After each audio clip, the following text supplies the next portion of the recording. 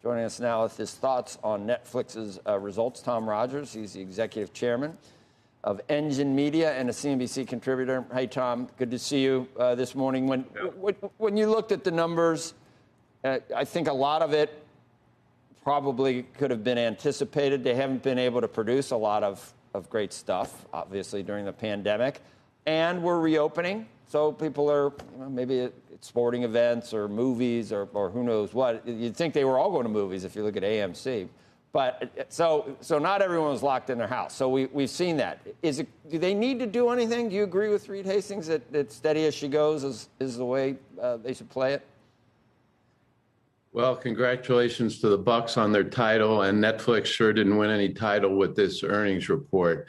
I agree with Reed on the macro conditions for streaming and continued growth, which is one of the reasons I find this earnings report, when it comes to their subscriber story, very perplexing. You have all this cord cutting going on. You have enormous audience declines in broadcast and cable. You have all the programming buzz focused on streaming. They said they did better with retention, meaning avoiding churn now than they were doing pre-COVID. And there's a lot of household formation, new houses being formed that you would think would not become pay TV households, which would go directly to streaming. And yet they lost subs in North America, something that they lost a few 2 years ago in this quarter, but many more this time around. I find it very perplexing, and I don't really think they answered that well against the macro conditions. I guess there has to be something in what you were just saying, that people coming out of COVID are just saying, enough on television for a while. I'm putting my focus elsewhere, and they put on pause the whole notion of going out and getting more streaming services. I'd imagine all the others are facing similar slowdowns in the quarter, given these numbers. But I found it very perplexing. They need a must-see. They need a must-see, and they don't have one. I've gone through, I don't know how many other categories I can go through on Netflix. They have trending, and they have, European crime dramas, and I've been through them all. And I've had trouble finding something that I want. So that's what they need. They spent $8 billion, and I guess a lot of it's in the can, probably. And there's more to come, and there's really talented people out there. We know that. They can, but the pandemic has not allowed those shows to be made. Isn't that really what's happening? Well, certainly they don't have as much content because of COVID and slowed down productions, and they expect that to pick up at the latter part of the year.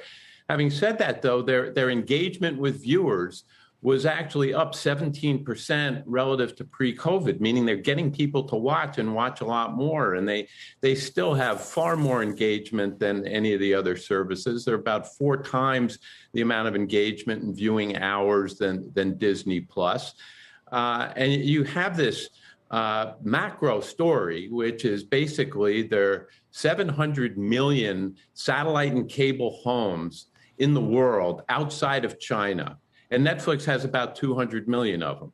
And basically, the view is most pay TV homes are going to become streaming homes over the next decade. And most of those streaming homes are going to take Netflix as their anchor service. And they may not have had a great programming slate this quarter, but it's spending what will be close to $20 billion a year on content, which effectively translates to one new movie or one new series a day. It's going to be very hard for somebody to dislodge them with all those pay TV homes converting from being in the pole position of being the anchor in each of those streaming households. So the macro story is very much intact, and you're not seeing the stock really slide on this news. No. Despite that, I still find it very perplexing. Well, while we have you here, you saw the Comcast and the Viacom news, and whether it really is just international an alliance for streaming. I believe it. At face value, I believe that's what they're saying. Is that sufficient for what those two companies need to do? Will that be enough? And then I want to ask you about Peacock. But first, answer that. Do you think that's what Peacock right now is a success in terms of the ad supported? And I'll tell you, I'm watching it, and I don't mind a 30-second ad. I don't even notice a 30-second ad, so I don't know why I would pay for it. And I'm watching Dr. Death. Have you watched it yet, Sorkin? I've not. You're never going to let anyone operate on you. Pilar is watching it. I'm not. You're never Second season. You're going to, whatever problem you have, it's like, I'm going to keep my knee. I'm not letting anyone, you would never let anyone operate after seeing it. But, Tom, is that a problem that it's so good with the ad-supported that no one switches over to paying for it? Well, I still believe that getting content commercial-free is preferable. It's a better way to watch television, not having commercials, and I think that's a key reason we'll never see Netflix introduce an ad-supported service. But certainly, Peacock has shown that you can get distribution very quickly off an ad-supported service that has an array of content. So I think it's working as a strategy for them. I do think, Comcast and Viacom both have this issue of how many streaming services are households going to take.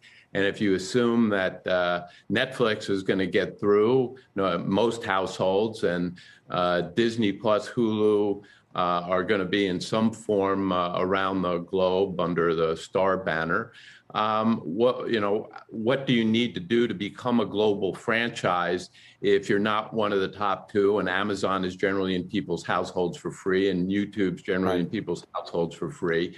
So coming up with a stronger global service between the two of them is clearly a strategic play. Shepard Smith here. Thanks for watching CNBC on YouTube.